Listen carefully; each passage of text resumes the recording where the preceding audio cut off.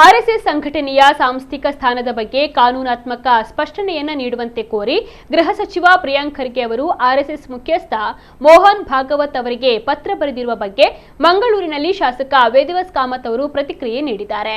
RSS ಒಂದು ಸೇವಾ ಸಂಸ್ಥೆ. ಈ ಸಂಸ್ಥೆ ಸರ್ಕಾರದ ಯಾವುದೇ ಸವಲತ್ತನ್ನ ಪಡೆಯುವುದಿಲ್ಲ. ಹಾಗಾಗಿ ಅದಕ್ಕೆ ನೋಂದಣಿಯ ಅವಶ್ಯಕತೆ ಇರೋದಿಲ್ಲ. ಇದರಿಂದಾಗಿಯೇ ಕಳೆದ 100 ವರ್ಷಗಳಲ್ಲಿ ಯಾವ ಇಲಾಖೆ ಅಥವಾ ಸರ್ಕಾರ ನೋಂದಣಿ ಬೇಕೆಂದು ಹೇಳ್ತಾ ಇಲ್ಲ. ಹಾಗಿರುವಾಗ ನೋಂದಣಿ ಬೇಕೆಂದು ಹೇಳುವ ಪ್ರಿಯಾಂಕ್ ಖರ್ಗೆ ಅವರ ಮಾನಸಿಕತೆ ಎಷ್ಟಿದೆ ಎಂಬುದು ಅವರ ಮಾತುಗಳಿಂದ ಗೊತ್ತಾಗ್ತಾ ಇದೆ. ಜಮೀರ್ ಅಹಮದ್ ಅವರಿಗೆ ಮಂತ್ರಿ ಸ್ಥಾನ ಸಿಕ್ಕಿಲ್ಲ ಎಂದು ಮುಸ್ಲಿಮರು ಕಾಂಗ್ರೆಸ್ ವಿರುದ್ಧ ತಿರುಗಿ ಬೀಳುವಂತಹ ಹಂತದಲ್ಲಿದ್ದು, ಇಂತಹ ಸಂದರ್ಭದಲ್ಲಿ ಮುಸ್ಲಿಮರನ್ನ ಕಾಂಗ್ರೆಸ್ನಲ್ಲಿ ಉಳಿಸಿಕೊಳ್ಳುವ ಉದ್ದೇಶದೊಂದಿಗೆ ಖರ್ಗೆ ಅವರು ಆರ್ಎಸ್ಎಸ್ ವಿರುದ್ಧ ಮಾತನಾಡ್ತಾ ಇದ್ದಾರೆ. ಆರ್ಎಸ್ಎಸ್ಗೆ ಬೈದ್ರೆ ಮುಸ್ಲಿಮರು ಕಾಂಗ್ರೆಸ್ಸಿನ ಜೊತೆಗಿರುತ್ತಾರೆ ಅನ್ನುವಂತಹ ಮಾನಸಿಕತೆ ಪ್ರಿಯಾಂಕ್ ಖರ್ಗೆ ಅವರಿಗೆ ಇದೆ. ಆದ್ರೆ ಈಗ ಮುಸ್ಲಿಮರಿಗೂ ಕೂಡ ಅವರ ಬುದ್ಧಿ ಅರ್ಥವಾಗಿದೆ. ಭಯೋತ್ಪಾದಕರನ್ನ ಬ್ರದರ್ಸ್ ಸಿಸ್ಟರ್ಸ್ ಎನ್ನುವಂತಹ ಮಾನಸಿಕತೆಯ ಖರ್ಗೆ ಅವರು ಯಾವತ್ತೂ ದೇಶ ಪ್ರೇಮಿಗಳಾಗಿರಲು ಸಾಧ್ಯವಿಲ್ಲ. ಇಂದಿರಾ ಗಾಂಧಿ, ರಾಜೀವ್ ಗಾಂಧಿ ಅವರಿಂದ ಆರ್ಎಸ್ಎಸ್ ನಿಷೇಧ ಸಾಧ್ಯವಾಗಿಲ್ಲ. ಇನ್ನು ಆರ್ಎಸ್ಎಸ್ ಅನ್ನ ಸದೆಬಡಿಯಬೇಕು ಅಂತ ಈ ರೀತಿ ಪತ್ರ ಬರೆಯಲು ಪ್ರಿಯಾಂಕ್ ಖರ್ಗೆ ಅವರಿಗೆ ಯಾವ ಅಧಿಕಾರವಿದೆ ಎಂದು ಶಾಸಕ ಕಾಮತ್ ಅವರು ಪ್ರಶ್ನಿಸಿದ್ದಾರೆ. ಪ್ರಿಯಾಂಕ್ ಖರ್ಗೆ ಅವರು ಆರ್ಎಸ್ಎಸ್ ಬಗ್ಗೆ ಮಾತನಾಡುವ ಬದಲು ಅವರ ಜಿಲ್ಲೆಯಲ್ಲಿ ಶಿಕ್ಷಣ ಮತ್ತು ಇತರ ಮೂಲ ಸೌಲಭ್ಯಗಳನ್ನು ಕಲ್ಪಿಸುವ ಕೆಲಸವನ್ನ ಮಾಡಲಿ ಅಂತ ವೇದವ್ಯಾಸ್ ಕಾಮತ್ ಅವರು ಸಲಹೆಯನ್ನ ಮಾಡಿದ್ದಾರೆ. ಈ ರಾಜ್ಯದ ಗೃಹ ಸಚಿವರು ಪ್ರಿಯಾಂಕ್ ಖರ್ಗೆ ಅವರು ಆರ್ಎಸ್ಎಸ್ ಬಗ್ಗೆ ಬಹಳಷ್ಟು ಇಲ್ಲ ಸಲ್ಲದ ಪ್ರಶ್ನೆಗಳನ್ನು ಮಾಡ್ತಾ ಪತ್ರವನ್ನು ಬರೀತಾ ಎಲ್ಲೋ ಒಂದು ಕಡೆ ಇಡೀ ರಾಜ್ಯದಲ್ಲಿ ಮಲ್ಲಿಕಾರ್ಜುನ್ ಖರ್ಗೆ ಅವರ ಮಗ ಆಗಿ ನಾನು ಮುಖ್ಯವಾಹಿನಿಗೆ ಬರಬೇಕು ಅಂತೇಳುವಂಥ ಚಿಂತನೆಯೊಂದಿಗೆ ಕೆಲಸ ಕಾರ್ಯಗಳು ಮಾಡ್ತಾ ಇದ್ದಾರೆ. ನಾನಿವತ್ತೊಂದು ಶಾಸಕನಾಗಿ ಪ್ರಿಯಾಂಕ್ ಖರ್ಗೆ ಅವರಿಗೆ ಒಂದು ಮಾತನ್ನು ಕೇಳಲಿಕ್ಕೆ ಬಯಸ್ತಾ ಇದ್ದೇನೆ. ಆರ್ಎಸ್ಎಸ್ ಅಂತ ಹೇಳುವಂಥದ್ದು ಒಂದು ಸೇವಾ ಸಂಸ್ಥೆ. ಈ ಸೇವಾ ಸಂಸ್ಥೆ ಸಾರ್ವಜನಿಕವಾಗಿ ಲಕ್ಷಾಂತರ ಜಾಗದಲ್ಲಿ ಸೇವೆಯ ಚಟುವಟಿಕೆ ಮಾಡುವಂಥ ಸಂದರ್ಭದಲ್ಲಿ ಸರ್ಕಾರದ ಯಾವುದೇ ಸವಲತ್ತನ್ನು ಪಡೆಯುವುದಂಥ ಸಂಸ್ಥೆ ಆದ ಕಾರಣ ಅದಕ್ಕೆ ನೋಂದಣಿಗಳ ಅವಶ್ಯಕತೆ ಇಲ್ಲ ಅಂಥೇಳಿ ಕಳೆದ 100 ವರ್ಷಗಳಲ್ಲಿ ಯಾವ ಇಲಾಖೆ ಯಾವ ಸರ್ಕಾರವು ಹೇಳದಂಥ ಸಂದರ್ಭದಲ್ಲಿ ಇವತ್ತು ಪ್ರಿಯಾಂಕ್ ಖರ್ಗೆ ಅವರು ಕೇಳ್ತಾ ಇದ್ದಾರೆ ಅಂತೇಳಿ ಆದರೆ ನಿಮ್ಮ ಮಾನಸಿಕತೆ ಎಷ್ಟರ ಮಟ್ಟಿಗಿದೆ?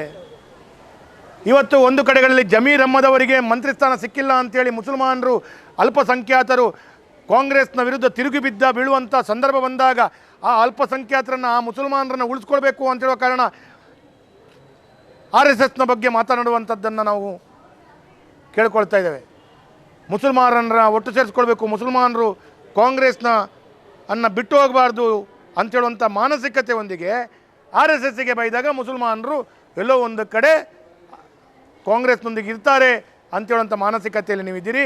ಇವತ್ತು ಮುಸಲ್ಮಾನರಿಗೆ ಕೂಡ ತಮ್ಮ ಬುದ್ಧಿ ಗೊತ್ತಾಗಿದೆ. ರಾಜ್ಯದ ಈ ದೇಶದ ಎಲ್ಲ ಧರ್ಮದವರಿಗೂ ನಿಮ್ಮ ಬುದ್ಧಿ ಗೊತ್ತಾಗಿದೆ. ನೀವು ಯಾವತ್ತೂ ದೇಶ ಪ್ರೇಮಿಗಳಾಗಿ ಸಾಗಿರ್ಲಿಕ್ಕೆ ಸಾಧ್ಯ ಇಲ್ಲ. ಈ ದೇಶಕ್ಕೆ ಟೆರರಿಸಮ್ ಆ್ಯಕ್ಟಿವಿಟೀಸ್ ಮಾಡುವಂಥ ವ್ಯಕ್ತಿಗಳನ್ನು ನೀವು ಬ್ರದರ್ಸ್ ಸಿಸ್ಟರ್ಸ್ ಅಂತ ಹೇಳುವಂಥ ಮಾನಸಿಕತೆ ಹೊಂದಿದವರು. ಕಳೆದ 100 ವರ್ಷಗಳಲ್ಲಿ ಯಾವ್ಯಾವ ಸರ್ಕಾರಗಳು ಬಂದರೂ ಕೂಡ ಆರ್ಎಸ್ಎಸ್ಸನ್ನು ನಿಗ್ರಹ ಮಾಡಲಿಕ್ಕಾಗಲಿಲ್ಲ, ಆರ್ಎಸ್ಎಸ್ಸನ್ನು ನಿಲ್ಲಿಸಲಿಕ್ಕಾಗಲಿಲ್ಲ. ಇವತ್ತು ಆರ್ಎಸ್ಎಸ್ಸನ್ನು ಸದೆ ಹಿಡಿಬೇಕು, ಅದನ್ನು ನಿಲ್ಲಿಸಬೇಕು ಅಂತೇಳುವಂಥ ರೀತಿಯಲ್ಲಿ ನಿಮ್ಮ ಮಾಹಿತಿಗಳಿದ್ರೆ ಪತ್ರ ಬರೀಲಿಕ್ಕೆ ನಿಮ್ಗೆ ಯಾವ ಅಧಿಕಾರ ಇದೆ? ಈ ಹಿಂದೆ 2 ಬಾರಿ ಆರ್ಎಸ್ಎಸ್ಸನ್ನು ಬ್ಯಾನ್ ಮಾಡಿದ ನಂತರ ಕೂಡ ಅದನ್ನು ತದನಂತರ ತಪ್ಪು ಅರಿತುಕೊಂಡು ಆರ್ಎಸ್ಎಸ್ಸನ್ನು ಪುನರಪಿ ಸಮಾಜ ಸೇವಾ ಕಾರ್ಯಕ್ಕೆ ಅವಕಾಶಗಳ ಮಟ್ಟಕ್ಕೆ ಮಾಡಿಕೊಟ್ಟದ್ದನ್ನು ನೆನಪಿಸಿಕೊಳ್ಳಿಕ್ಕೆ ಬಯಸ್ತಾ ಇದ್ದೇನೆ. ಇವತ್ತು ಅದರ ಒಟ್ಟಿಗೆ ಇನ್ನೊಂದು ಮಾತನ್ನು ಹೇಳಲಿಕ್ಕೆ ಬಯಸ್ತಾ ಇದ್ದೇನೆ. ಈ ಹಿಂದೆ ಆರ್ಎಸ್ಎಸ್ನ 2ನೇ ಸರಸಂಘ ಚಾಲಕರಾದಂಥ ಗುರೂಜಿಯವರು ನಿಧನ ಆದಂಥ ಸಂದರ್ಭದಲ್ಲಿ ಅವತ್ತು ಇಂದಿರಾ ಗಾಂಧಿಯವರು ಲೋಕಸಭೆಯಲ್ಲಿ ಶ್ರದ್ಧಾಂಜಲಿಯನ್ನು ಸಲ್ಲಿಕೆ ಮಾಡಿದ್ದಾರೆ. ಹಾಗೆ ಇರುವಾಗ ಇಂದಿರಾ ಗಾಂಧಿಯವರಿಂದ ಆಗದೇ ಇದ್ದದ್ದು, ರಾಜೀವ್ ಗಾಂಧಿಯವರಿಂದ ಆಗದೇ ಇದ್ದದ್ದು ಇವತ್ತು ಪ್ರಿಯಾಂಕ್ ಖರ್ಗೆ ಅವರ ಮುಖಾಂತರ ಮಾಡಲಿಕ್ಕೆ ಬಯಸ್ತೀರಾ? ಆಗತ್ತಾ ನಿಮ್ಮ ಹತ್ರ?